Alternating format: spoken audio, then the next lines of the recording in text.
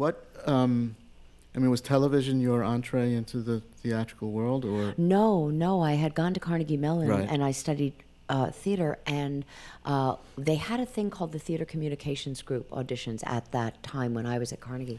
And then when you were getting out of school, when you were graduating, you would go and you would do these auditions, and all the artistic directors from all the repertory theater companies around the country would be there. It was such a smart thing.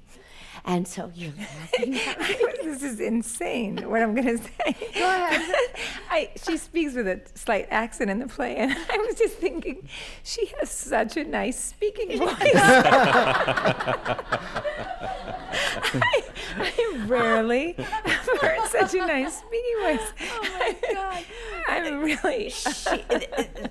You have to know this. Backstage, I mean, the two of us were very connected. We were very connected from the first time that we ever read Rich's play, this play that we're doing now. And she makes me laugh like crazy. We stand back there and she'll just say these funny things like this, and we're in stitches, and he makes me laugh too. So it's your sort voice, of this Your thing. voice is so beautiful. I'd love if you could do "'Twas the Night Before Christmas." I wouldn't.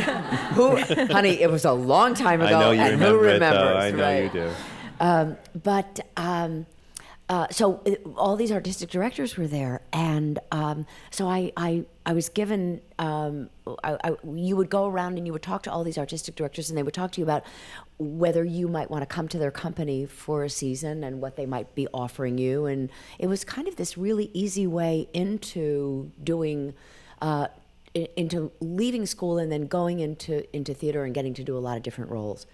And so at one point I had made friends with the woman who was running it. Her name is Rosemary Tischler, who has come to be this really incredible.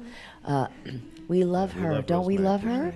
She's extraordinary, and she was really the one that championed me. And she said, I called her up at one point.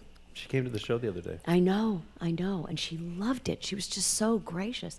And she came with one of my teachers from Carnegie, who's even older than me. And so she said, it's time for you to come to New York. If you're going to stay in repertory theater, stay in repertory theater. But if you're going to move in another direction, she said, I think it's time for you to come to New York.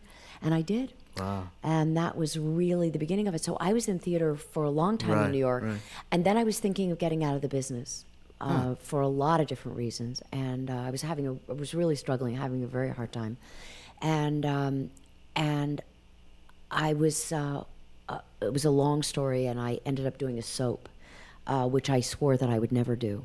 And then I met my husband there, and he said, after 5 years, he said, I think it's time for you to leave. You should go to California. I said, why would I go to California? I said, I never wanted to go there. And he said, because I think you'll work. And so then I went into television, and for 22 years, I never came back to the theater. Wow. So it was a long time. Yeah. And there was a play called Wit. I took over for Kathleen Chalfant. And that's sort of the beginning of coming back. Well, we're all the better for you coming Thank back. you.